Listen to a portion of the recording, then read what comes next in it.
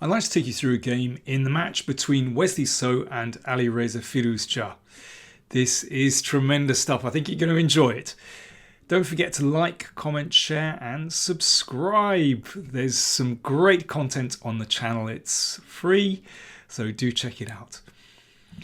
Well, on day one of this match, Wesley had won the first set convincingly. So Alireza really needed to win the second set to actually keep in the match. First game was drawn. This is the second game, and we see Alireza play his favourite Caro-Kann. And Wesley has played, well, one of the sharpest lines, playing the advanced variation. So, you know, he's not playing conservatively. I think that's very interesting, even though he really only needs to halve out this match. And this particular variation has been very popular. Well, Wesley has had this a few times. Alireza has also had this. And Wesley's results with it are actually very, very good.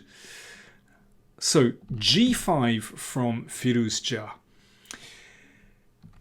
Of course, an incredibly ambitious move. Black is gaining space on the king side and is looking to break this pawn on e5 down.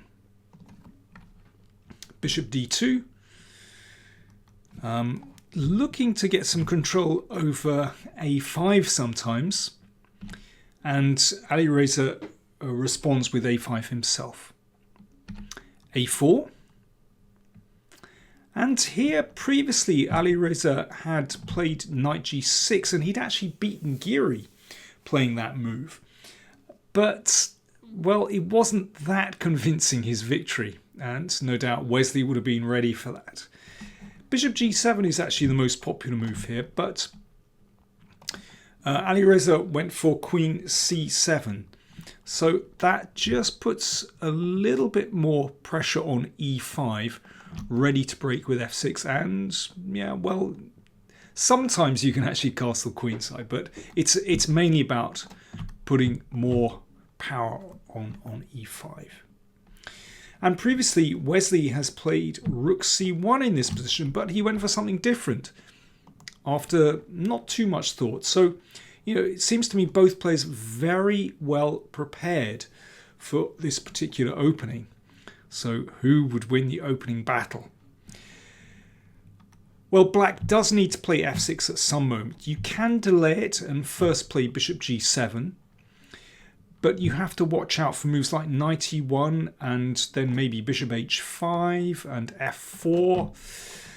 But Alireza, he's in a hurry.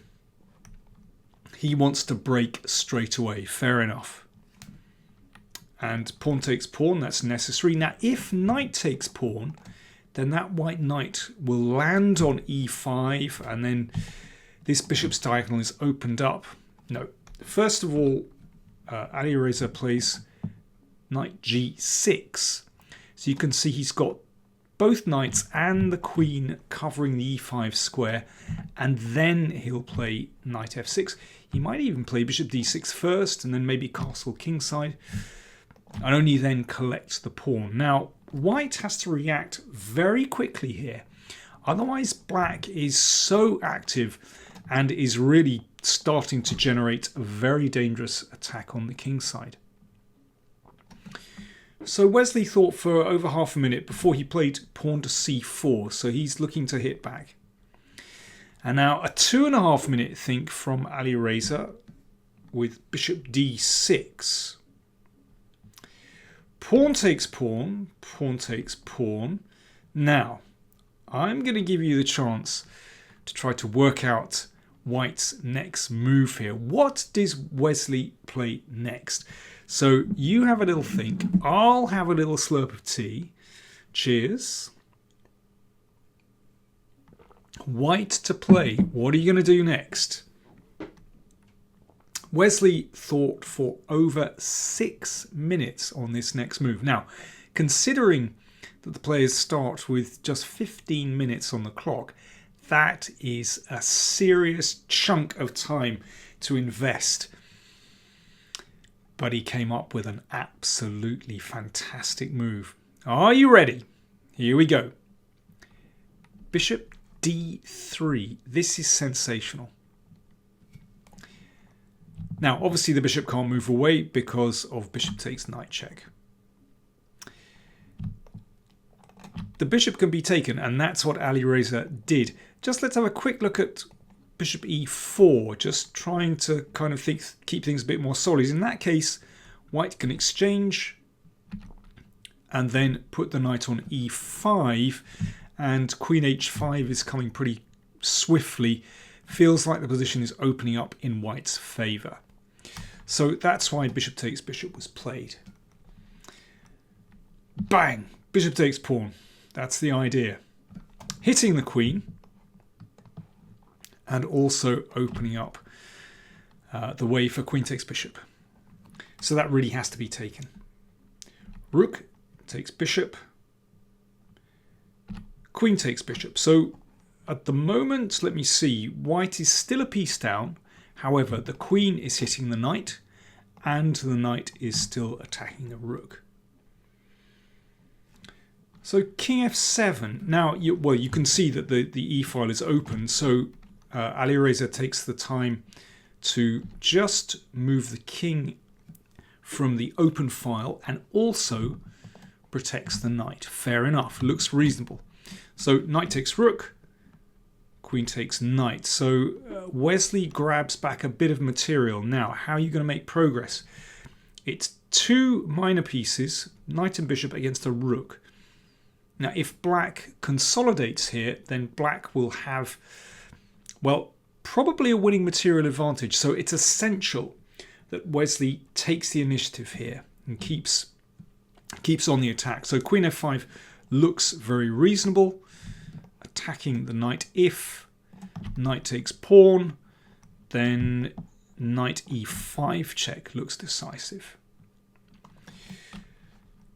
So the queen came back to d8, protecting the knight, and also, perhaps looking to take that pawn at some moment. Rook a e1, threatening queen e6 check, among other things. And once again, if knight takes pawn, then knight e5 is decisive because you can see white pins and wins. Okay, so rook e1 just played, queen e6, the threat, knight f8, protecting the knight, covering the e6 square. Now, how did Wesley break through here? It wasn't knight e5 check. I think that would give white, that would give black a chance. If knight e5, then after this, black can actually blockade on e6 with some chances. No. Wesley played another spectacular move, opening up the position. Rook e7 check. Now that has to be taken. There's a problem with king g8, and that's rook g7 mate.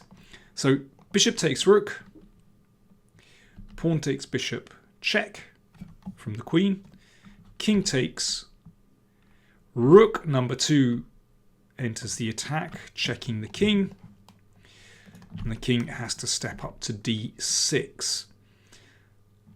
Wesley's now a piece down, but he's got black on the run, and knight e5 is a splendid follow-up.